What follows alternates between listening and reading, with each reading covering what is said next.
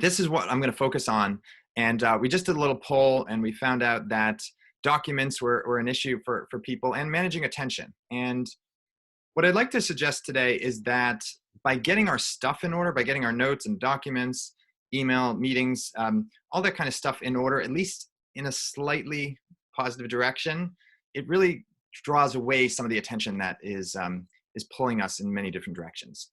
The methodology getting things done that David Allen wrote about more than a decade ago now really was all about getting stuff from our brain and using our brain to be creative and to be calm, as opposed to storing all this stuff.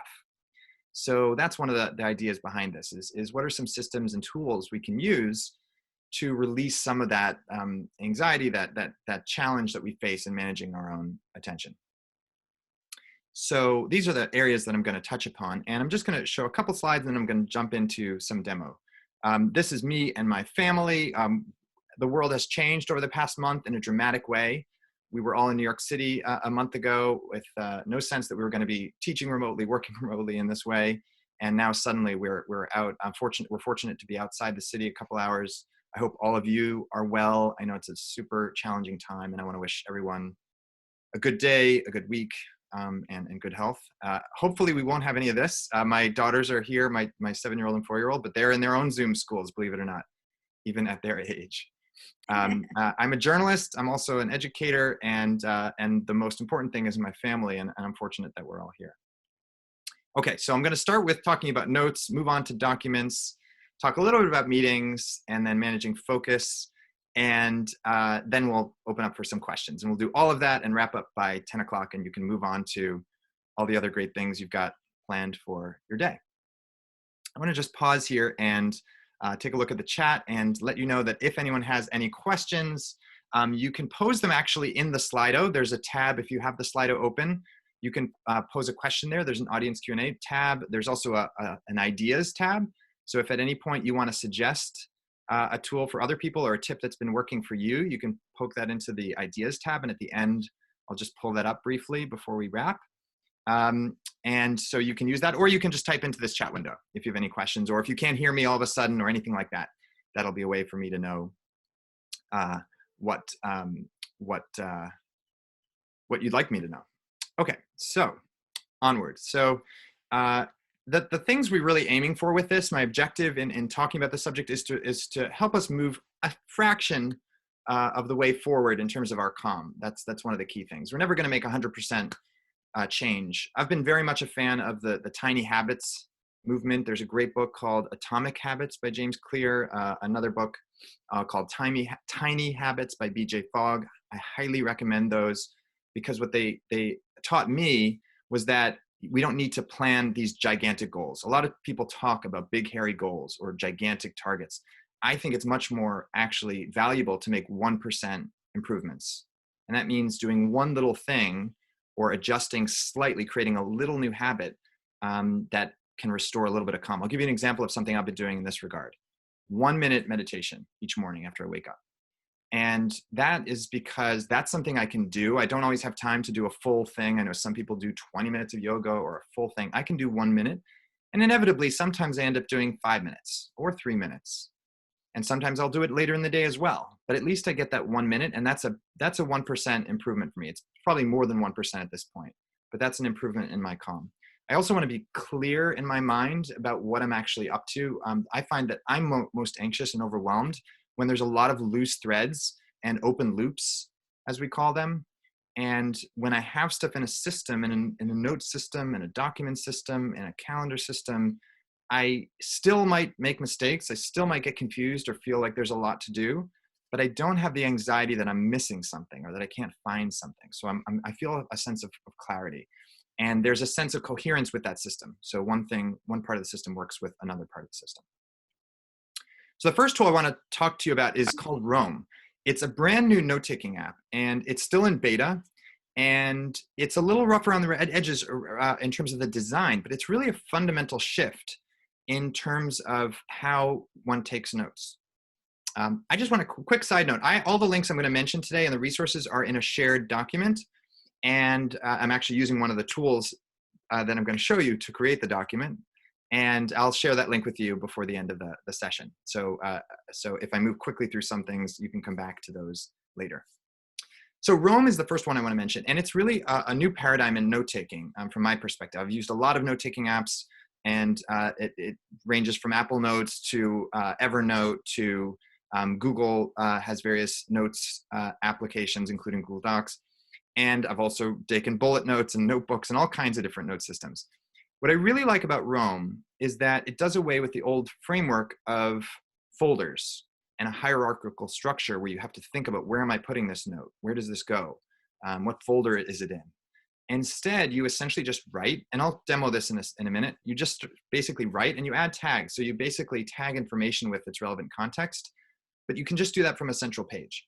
And it uses a system called bidirectional linking. So anytime you link to something, or you kind of create a connection between something, that is stored in that place. And it can be stored in multiple places at the same time without having to worry about folders or structures. So I'll show you that in just a moment. And let me shift out here to the web to give you a little example of how this works. So I'm in my blank page for today. This is my Roam setup. You can see all there is basically daily notes, all the pages. There's a graph overview, which shows how my different notes are connected, but that's just a visual toy kind of. And then there's some shortcuts to pages that I use frequently. So I'm actually going to type in hashtag and open up my morning routine, which actually has, I can click shift click and see what that morning routine is. That's a good reminder of what I want to do in the morning, for example. Then I'm going to open up another page called morning reflection. And I'm going to grab this in here, and you'll see it's actually a bullet system with subheadings, et cetera. So you can organize things quite nicely. And this is a good morning journaling thing for me. I do a little sleep log, typically, how much I slept, any observations about my sleep, what I'm grateful for, what today's highlight is. In other words, what's the big thing I want to focus on today with deep work focus. There's a great book called Deep Work, which is basically about this idea that we need to set aside time. We're not doing email.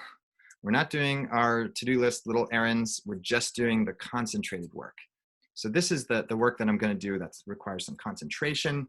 So create a new outline for a new course I'm developing, might be the one for today. Affirmations are things that I want to remind myself about myself, or things that I believe in. Things that are on my mind. These are just notes that are on my mind. Again, getting it off my brain and into my system. People to reach out to. I'm trying to keep in touch with people during this period, and I'm keeping track of those people because I want to make sure I reach out to them. And then stuff I have to do. So one thing that's nice is anytime you have these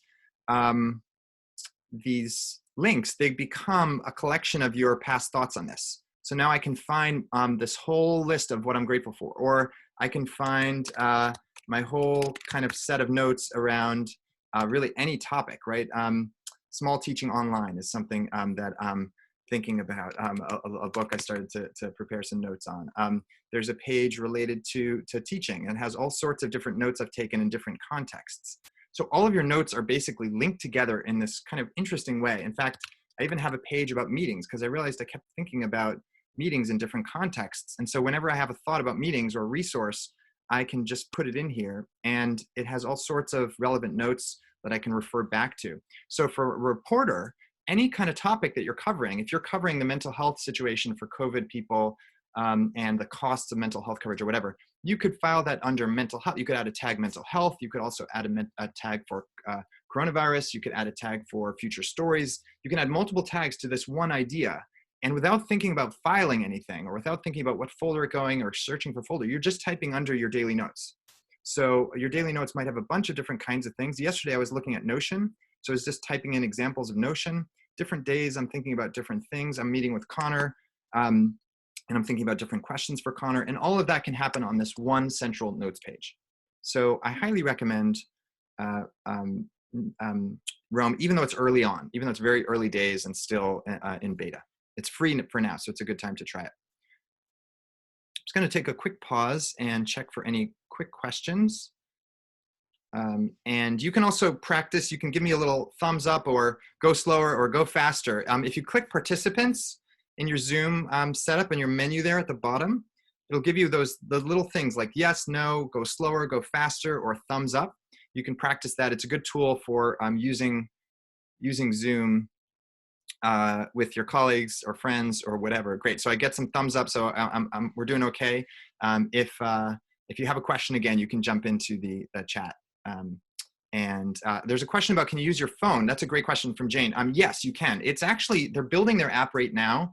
It's not done yet, but what they have is a quick capture mode, which I really like. I didn't know if I'd like it. It's basically a mobile web page, and you just type something in and it adds immediately to that same sort of central, your same central note collection.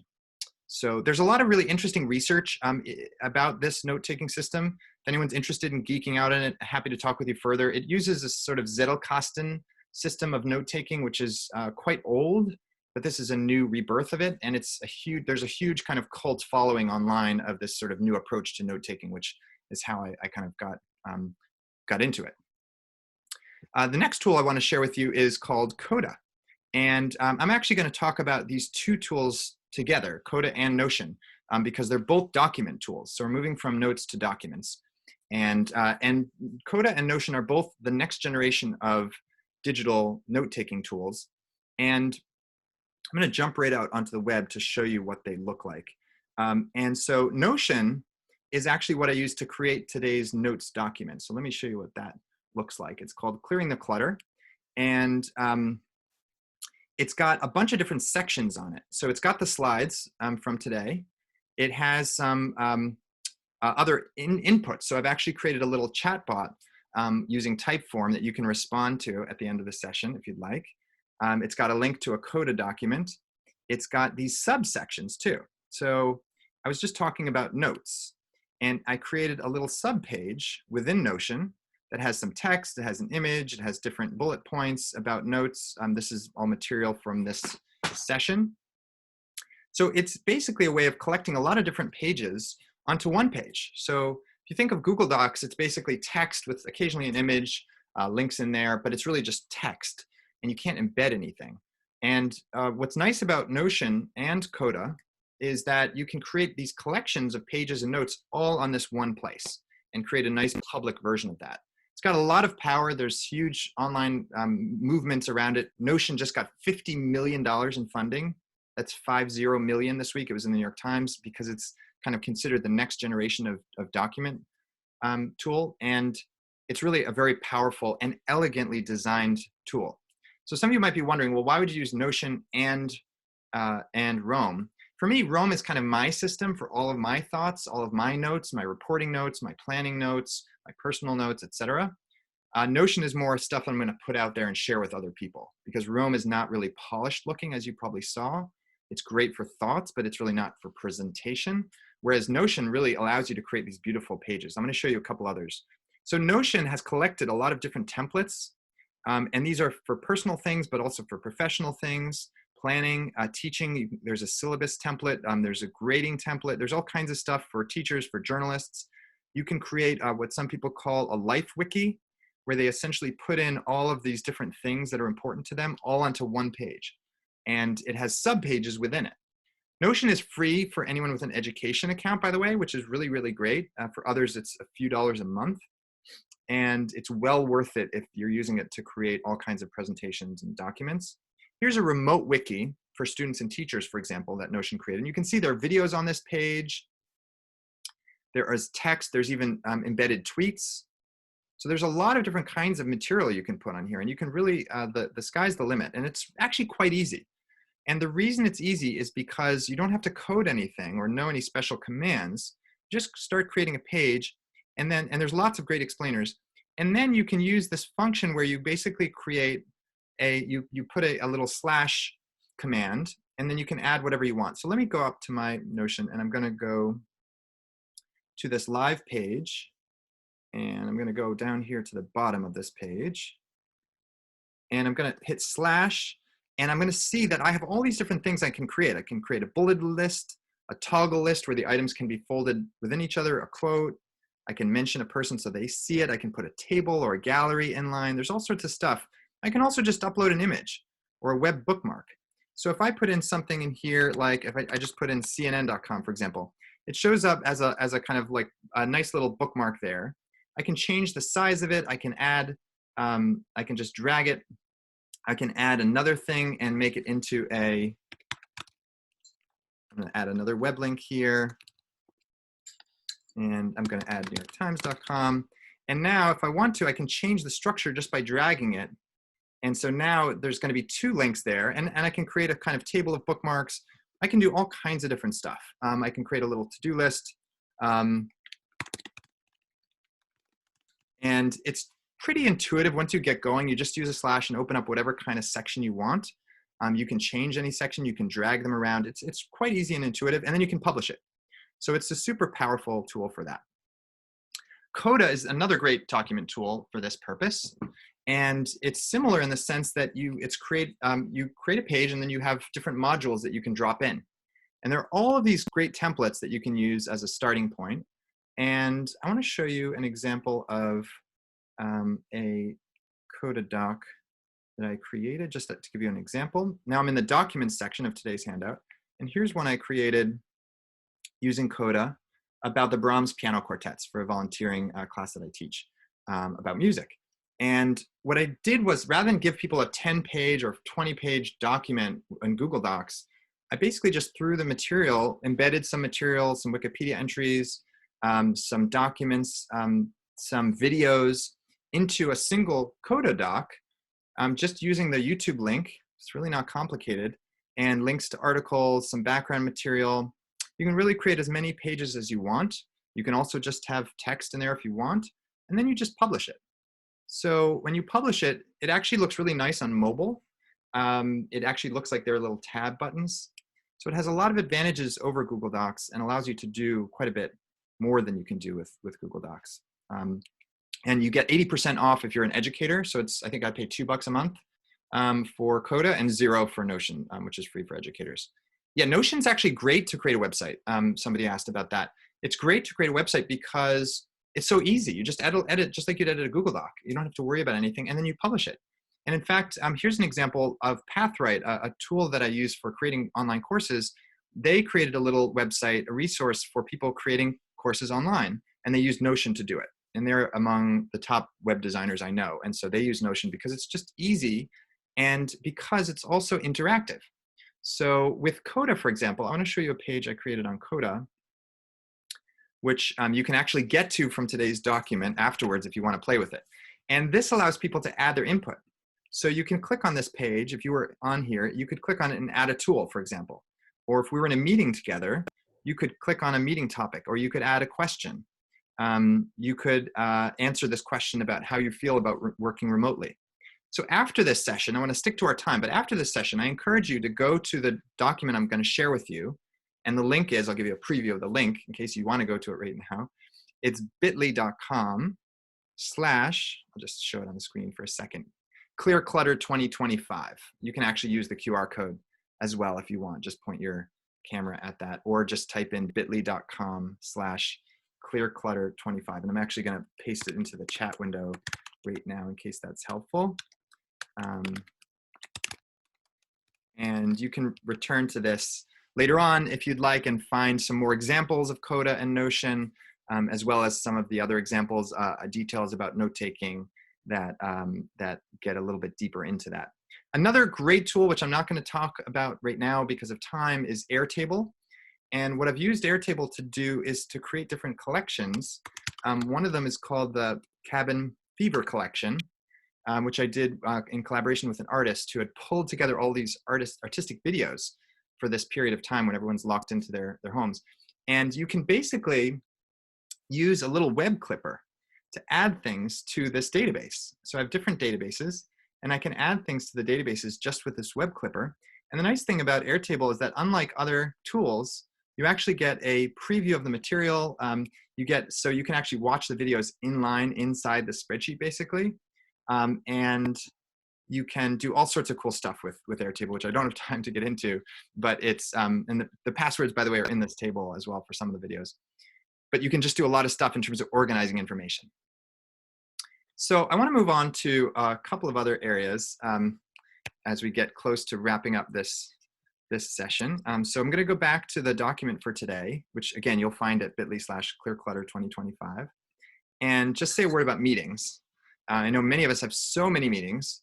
I want to recommend Calendly. That's the tool I use, and I've used it for a while. I really find it very reliable and simple. So you can go to calendly.com/Jeremy Caplan. That's my Calendly page. And you can choose an appointment, a 30-minute appointment, a 15-minute appointment, and you can choose what time is good for you. And by the way, any of you are welcome to set an appointment if you want to chat about anything with me. There's some free alternatives, whenisgood.net, you can book.me. Google Calendar has appointment scheduling for EDU and corporate users. So there's other ways to do it, but the important thing is you don't spend time back and forth on email, arranging meeting times back and forth. That's a real nuisance. And if you add up all the time you spend on that, it actually would clear up a lot of time for creative work. So consider how many meetings you end up scheduling by email back and forth, and use Calendly. And there are converts all over who will tell you how much time it saves. There's a lot of theory about meetings. I'm not going to get into it now because of time, but I encourage you to poke through this and see if these resources and frameworks are useful. There's some simple graphics, so you don't have to read a lot of stuff here, but I hope that you'll find that useful in terms of thinking about meetings. I want to move on briefly to focus, and then we'll wrap with some final questions. So this is a big topic for a lot of us. And what I want to suggest is that, yes, it's partly about self-discipline, but you know what? Our self-discipline and self-control is a limited resource, a fixed resource. We can't always just will ourselves to be more focused. We have to actually use some external help, in my view. We may have had parents that helped us keep focused on task. We don't have necessarily someone to tell us things all the time, but we can use tools to help us with that. So, and I'm not the only one saying this. There's a great book called Make Time that I highly recommend. That's referenced in the notes section of this document, of this handout for today. And they talk about one of the main functions they talk about is essentially blocking things that are distracting you, blocking stream apps, taking them off your phone, and using tools like self-control, like freedom, to reduce the temptation to look at other things other than what you're deeply focused on. Email should be done 3 or 5 times a day, even in this remote era that we're in, because otherwise it's going to distract you and require your constant switching. And switching has a huge cost on our creativity and productivity and focus. There's some other tools you can use, like Forest. It's a nice gamification of concentration and focus. When you stay focused, you can use it in your browser or in an app. When you stay focused, this tree kind of grows. It's really nice. Sleep Town is a similar kind of idea, but for sleep. And so it kind of gamifies this process of getting to sleep in a normal routine, which I really like. Reflection.app is a nice way to get your thoughts out on a regular basis. It gives you nice little prompts. It's free as of now, and it gives you some prompts and follow-ups, and it gives you reflections to reflect back on your reflections later. Day One is my journal tool of choice. I keep a couple of different journals in there, including a journal of lessons, things that I've learned along the way with teaching, and feedback for myself on teaching, as well as book thoughts that I include when I've finished a book. Calm and Headspace have been huge for me during this period. I've had some anxiety, and Calm, which had a free educators program that I signed up for, has been really, really helpful for those 1-minute meditations and then some subsequent longer meditations. For people in New York, Headspace just offered a free set of resources. And for managing tabs, if you've got 50 tabs often like I do, I use Toby and OneTab. And basically they allow you to share the tabs you're using or save them for later, so you don't always look at 50 tabs or lose stuff. So those are a bunch of resources. I want to stick to our time.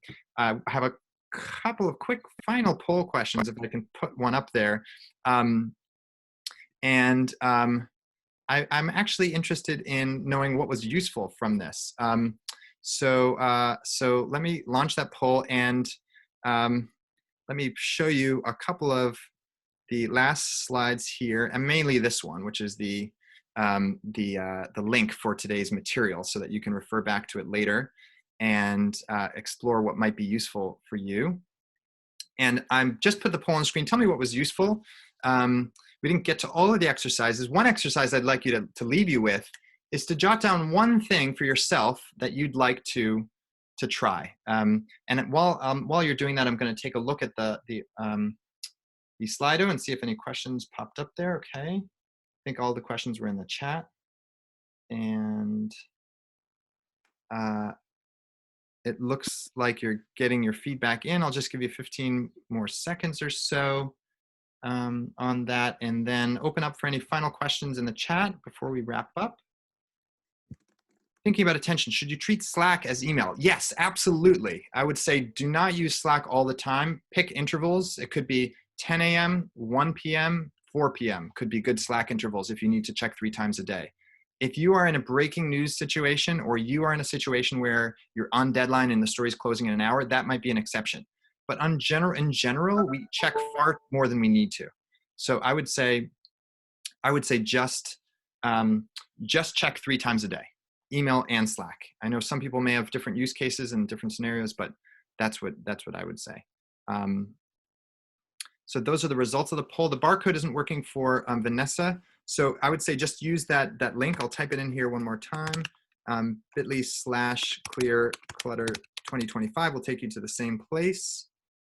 And I'm going to paste that in there. I would welcome your input. You can actually play with that little bot in the document if you want to test out that bot survey. It's kind of a cool new tool from Typeform, and I'd love your input and your feedback and your suggestions about other tools. So at the bottom of this digital handout, you'll see that bot. It takes about 90 seconds.